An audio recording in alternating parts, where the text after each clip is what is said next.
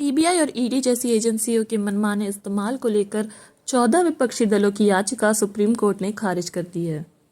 CJI D Y Chandrachud की अध्यक्षता वाली बेंच ने बुधवार को कहा कि राजनेताओं के लिए अलग से गाइडलाइंस नहीं बनाई जा सकती। विपक्षी दलों ने कोर्ट की इस टिप्पणी के बाद अपनी याचिका वापस ले ली। सीजेआई ने यह भी कहा कि अब आप ये कहते हैं कि विपक्ष का महत्व कम हो रहा है, तो इसका इलाज राजनीति में है, कोर्ट में नहीं। सीजेआई ने यह भी कहा कि कोर्ट के लिए तथ्यों के अभाव में सामान्य गाइडलाइन जारी करना खतरनाक होगा। कांग्रेस के नेतृत्व में 14 विपक्षी दलों ने केंद्र सरकार पर सीबीआई और ईडी को अपने मनमाने ढंग से इस्तेमाल करने का आरोप लगाया था। याचिका में इन दलों ने गिरफ्तारी, रिमांड और जमानत को लेकर नई गाइडलाइन जारी करने की मांग की थी। विपक्षी दलों की तरफ से सीनियर एडवोकेट अभिषेक मनु सिंघवी ने दलील पेश की। सिंघवी ने कहा कि साल 2013 से 14 से लेकर के 2021-22 तक सीबीआई और ईडी के मामलों में 600% की वृद्धि हुई है। ईडी ने 121 नेताओं की जांच की, जिनमें से 95 विपक्षी दलों के हैं। वहीं सीबीआई ने 124 नेताओं की जांच की, जिनमें से 95% के अधिक विपक्षी दलों से हैं। इस पर सुप्रीम कोर्ट ने सिंघवी से पूछा, क्या हम इन आंकड़ों की वजह से कह सकते हैं कि कोई जांच या मुकदमा नहीं होना चाहिए? क्या यह बचाव का कारण हो सकता है?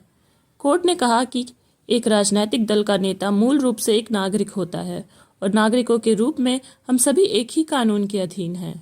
जस्टिस चंद्रचूड़ ने याचिका की वैधता और व्यावहारिकता पर संदेह व्यक्त किया है।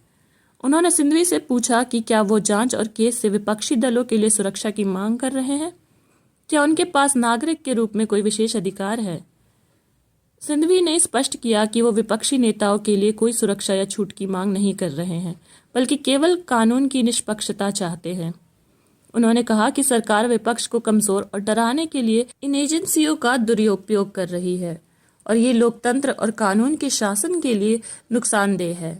सरकार कोर्ट द्वारा निर्धारित ट्रिपल टेस्ट का भी उल्लंघन कर रही है, यानी किसी भी गिरफ्तारी के लिए वजह, जरूरत और अपराध के अनुरूप सजा को ध्यान में रखना चाहिए।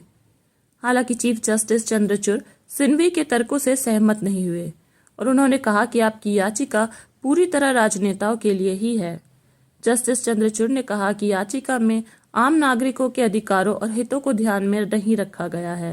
याचिका में ऐसा नहीं लगता है कि जांच एजेंसियों की कार्रवाई से आम नागरिक को कहीं भी कुछ भी प्रभाव पड़ रहा है।